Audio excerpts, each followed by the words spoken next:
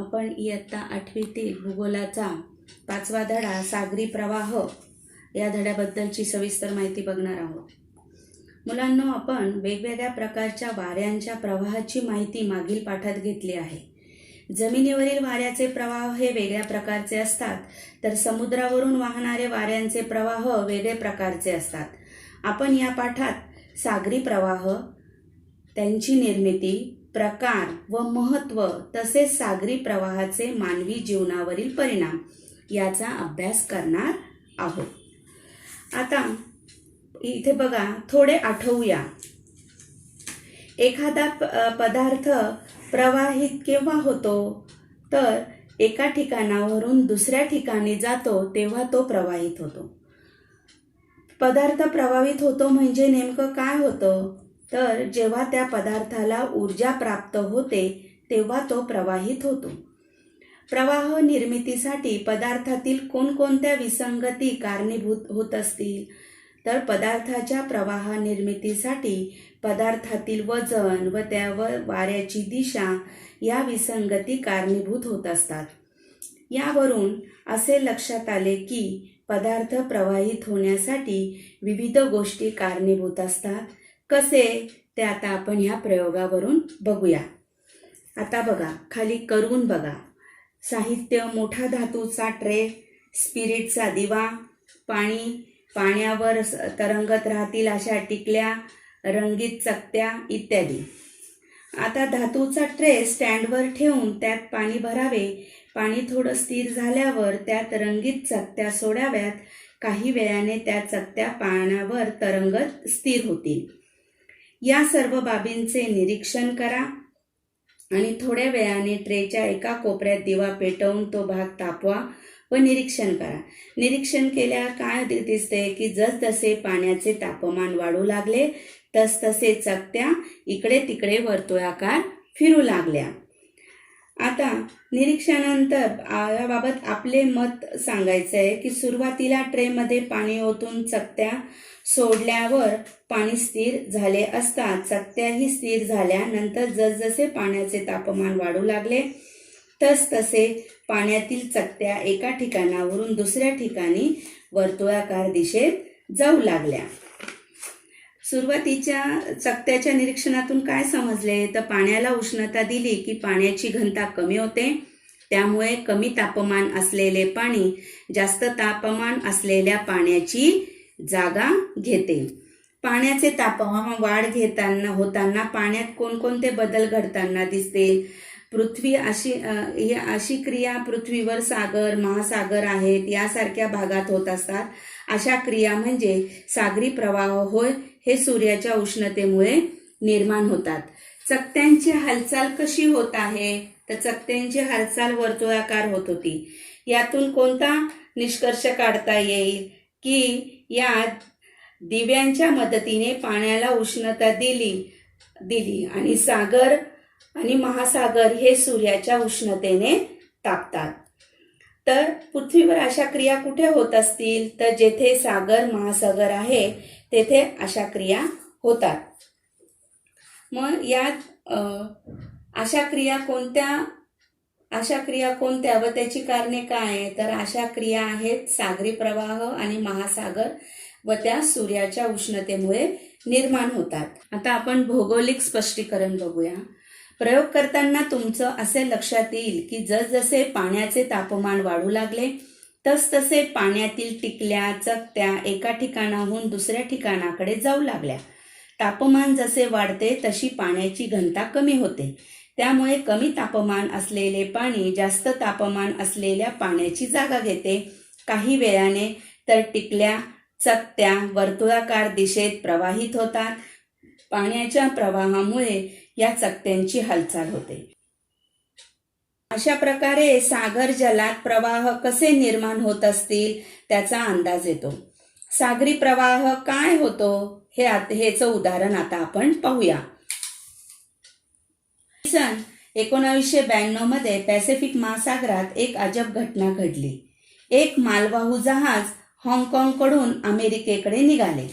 Pacific महासागरातून प्रवास करताना हवाई बेटाजवळ या जहाजातील खेळणी भरलेल्या एक कंटेनर महासागरात कोसळला व फुटला. या कंटेनरमधील सुमारे 28,000 रबरी खेळणी महासागराच्या पाण्यावर तरंगू लागली. ही घटना 10 जानेवारी 1992 रोजी घडली. यानंतर एक अजब प्रकार पाहायला मिळाला. सुमारे 10 महिन्यांनी म्हणजे 16 नोव्हेंबर 1992 रोजी यातील काही खेळणी चक्क अलास्काच्या किनाऱ्यापर्यंत पोहोचली. काही खेळणी बेरिंगची सामुद्रधुनी पार करत इसवी सन 2000 पर्यंत अंटार्क्टिकाकडे वाहत गेली. त्यातीलच काही खेळणी आर्कटिकमधून अटलांटिक महासागराकडे वाहत येऊन त्यांच्यासोबतची काही खेळणी महासागरातून वाहत येऊन इसवी सन 2003 मध्ये अमेरिकेच्या पूर्व किनाऱ्यावर पोहोचली. तर काही खेळण्यांनी इसवी सन 2007 पर्यंत चक्क युरोपचा पश्चिम किनारा गाठला. हवाई बेटाजवळून काही खेळणी ऑस्ट्रेलिया खंडाकडे वाहत गेली. आता ही जी माहिती तुम्हाला सांगितलेली आहे ही ह्या तुम्हाला आकृतीवरून दिलेली माहिती स्पष्ट होईल. खेळण्याचा हा प्रवास कशामुळे झाला असावा? तर खेळण्याचा हा प्रवास समुद्र पृष्ठीय म्हणजे समुद्राच्या वरच्या भागातून वाहणाऱ्या सागरी प्रवाहामुळे व खोल सागरी प्रवाहांमुळे झाला असावा. भौगोलिक स्पष्टीकरण. सागरी जलाच्या हालचालीच्या आधारे 2 भाग केले जातात. एक समुद्र सपाटीपासून ऋण 500 मीटर आणि ऋण 500 पेक्षा जास्त खोल. समुद्र सपाटीपासून 500 मीटर खोलीपर्यंत भाग वरचा थर मांडला जातो.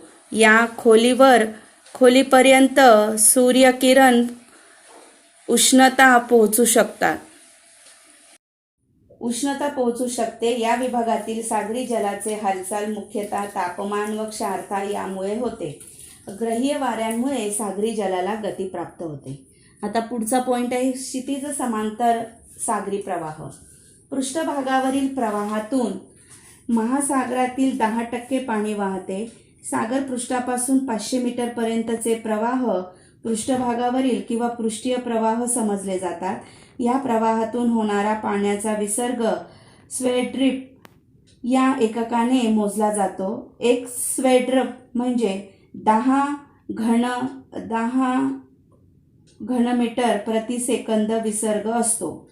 सागर जलाची क्षितिज समांतर हालचाल ही उष्ण आणि शीत प्रवाहाच्या स्वरूपात होते. विषुववृत्ताकडून ध्रुवाकडे व ध्रुवाकडून विषुववृत्ताकडे हे प्रवाह वाहतात. हे प्रवाह मोठ्या प्रमाणावर ग्रहीय वाऱ्यामुळे दूर अंतरापर्यंत ढकलले जातात. त्यामुळे महासागराचे पाणी विषुववृत्ताकडून दोन्ही ध्रुवाकडे व तेथून पुन्हा विषुववृत्ताकडे असे प्रवाहित होते. आकृतीमधील 5.4 नकाशाचा अभ्यास तुम्ही यापूर्वी केला आहे. हा नकाशा अभ्यासायचा आहे आणि त्याची प्रश्न उत्तरं द्यायची आहे. कोणते मुख्य प्रकार दिसतात? तर सागरी प्रवाहाचे उष्ण प्रवाह व शीत प्रवाह हे मुख्य प्रकार. विषुववृत्ताकडून ध्रुवाकडे वाहणारे प्रवाह कोणत्या प्रकारचे आहेत? ते उष्ण प्रवाह प्रकारचे आहेत. ध्रुवीय प्रदेशाकडून विषुववृत्ताकडे वाहणारे प्रवाह कोणत्या प्रकारचे आहेत? ते शीत प्रवाह प्रकारचे आहेत. सागरी प्रवाह वर्तुळाकार फिरताना त्यांच्या दिशेत उत्तर व दक्षिण गोलार्धात कोणता फरक दिसतो? तर उत्तर व दक्षिण गोलार्धात घड्याळाच्या काट्याच्या दिशेत फिरतात. या उलट दक्षिण गोलार्धात वर्तुळाकार फिरताना घड्याळाच्या काट्याच्या विरुद्ध दिशेने फिरतात.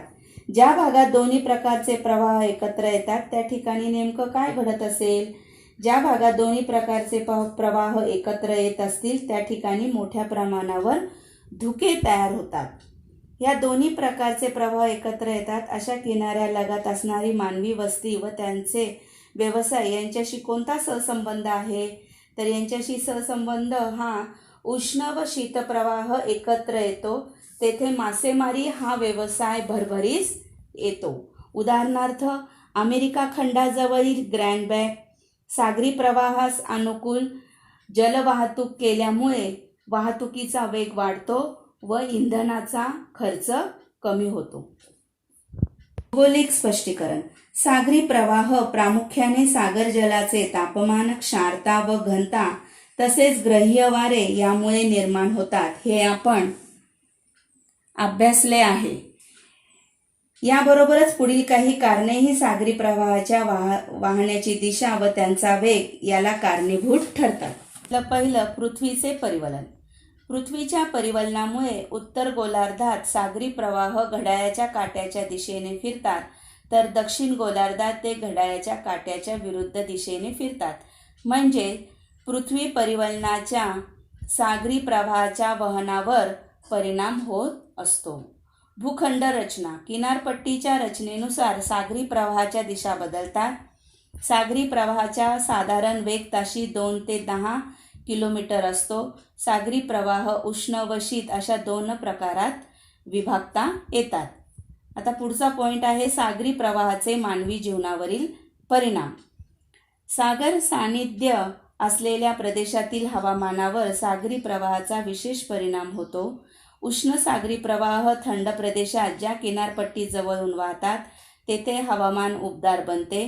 काही प्रदेशात पावसाचे प्रमाण वाढते. उदाहरणार्थ पश्चिम युरोप, दक्षिण अलास्का व जपानच्या किनाऱ्याजवळून वाहणाऱ्या उष्ण प्रवाहामुळे तेथील थंडीची तीव्रता कमी होऊन हवामान उबदार बनले आहे. त्यामुळे तेथील बंदरे हिवाळ्यातही गोठत नाही.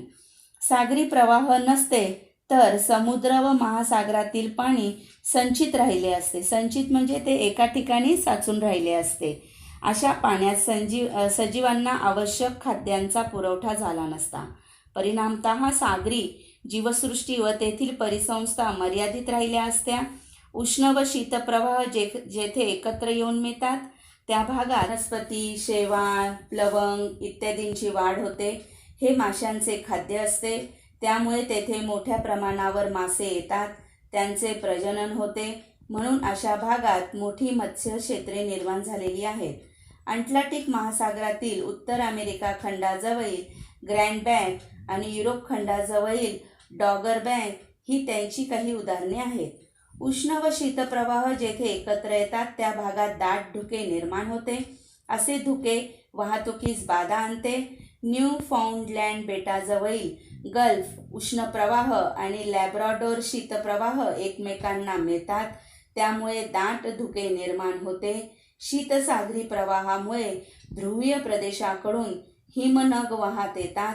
असे हिमनग सागरी वाहतूक मार्गावर आले तर जहाजांना तो धोकादायक ठरतात. सागरी प्रवाह जलवाहतुकीच्या दृष्टीने महत्त्वाचे आहेत. सागरी प्रवाहाला अनुसरून जलवाहतूक केली असता जहाजाचा वेग वाढून वेळेची तसेच इंधनाचीही बचत होते. वाहतूक कमी खर्चिक होते. शीतसागरी प्रवाहालगतच्या किनारपट्टीवर पर्जन्याचे प्रमाण कमी असते. उदाहरणार्थ पेरू, चिली व नैऋत्य आफ्रिका येथील ओसाड वाळवंटी प्रदेश. त्याच्या खालचा पॉईंट आहे खोलवर वाहणारे सागरी प्रवाह. 500 मीटरपेक्षा खोलवर जलात देखील प्रवाह असतात. त्यांना खोल पाण्यातील प्रवाह म्हणतात. खोलवर वाहणारे हे प्रवाह सहसा महासागरातील वेगवेगळ्या भागातील पाण्याच्या तापमान व घनतेतील तफावतीमुळे तयार होतात. याला उष्णता, क्षारता, अभिसरण म्हटले जाते. हे प्रामुख्याने महासागराच्या तळापर्यंत वाहणारे प्रवाह आहेत. हे सागर जलाच्या पृष्ठभागाखाली नद्याप्रमाणे सतत वाहत असतात. वेगवेगळ्या भागातील पाण्याचे तापमान हेही खोल सागरी प्रवाहामागचे मोठे कारण आहे. गरम झालेल्या पाण्याची क्षारता कमी असते व पर्यायाने घनताही कमी असते. असे पाणी पृष्ठभागावर येते तर गार पाण्याची घनता जास्त असल्याने ते खाली जाते. या हालचालीमुळे प्रवाह निर्माण होतात. साधारणतः ग्रीनलँड व युरोपीय खंड यामधील भागात पृष्ठीय जल जास्त खोलीकडे वाहत जाते. हे जल खोलीवरूनच अंटार्क्टिका खंडापर्यंत जाते.